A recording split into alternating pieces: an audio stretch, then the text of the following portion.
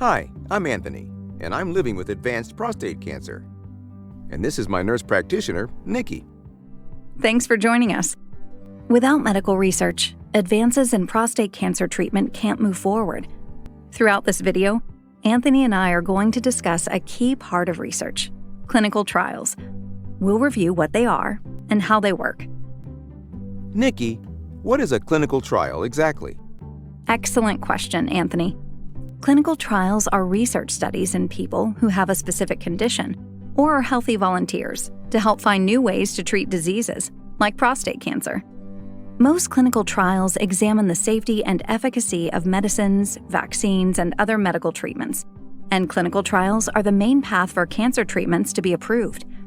The U.S. Food and Drug Administration, also known as the FDA, requires that all new medicines and treatments go through the clinical trial process before they are approved. So why would someone consider participating in a trial? Some people choose to participate to access a potential new medicine or treatment that's not yet approved to see if it helps their condition. And some people want to help move research forward to help others with the same condition, while other people participate for both reasons. That's right. Advancing research through participation is an important path to new options for treating prostate cancer. So, Nikki, can you explain how clinical trials are designed to answer key questions? Yes, of course. Most importantly, each clinical trial has a protocol, which is a document that sets guidelines that define and outline the activities of the clinical trial, as well as who may be eligible to participate. The early phase trials determine the safety of the treatment, and the latter phases typically examine if the potential therapy is effective. All along the way, the study clinic staff, including nurses, researchers, and study doctors, check clinical trial participants regularly to monitor for any safety concerns. But to be successful, clinical trials require people to volunteer.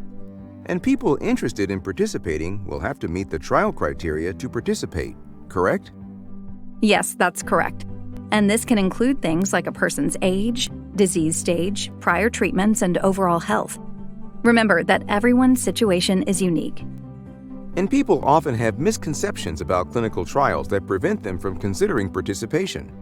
Let's run through a few common concerns.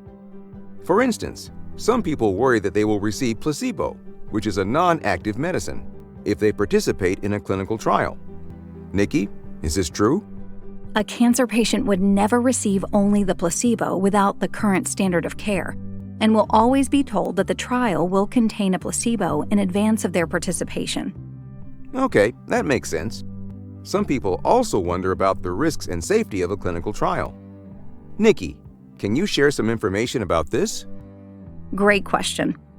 Most importantly, research must meet ethical standards to ensure that participants are protected. There is a strict screening and testing process that occurs before a person can participate. And clinical trials are voluntary. Participants have the right to leave the trial at any time. Additionally, there is an informed consent process, which ensures that people are fully informed about all potential risks and benefits and helps people understand their rights before taking part. Okay, thank you for clearing that up. Nikki, what about the misconception that clinical trials are just a last resort treatment option? They are not just a last resort option at all, Anthony. No matter when a patient was diagnosed with prostate cancer or where they are in their care, clinical trial participation may be an option. So, if someone is interested in participating in a clinical trial or learning more about clinical research, where do they start? Your doctor is the best source of information. You can ask your doctor, what trials are available to me? Is there a clinical trial that you would recommend for me? Why? What are the possible risks and advantages of participating in this clinical trial? Are there costs associated with the trial? And will my health insurance help cover costs? And if not, is there financial assistance available?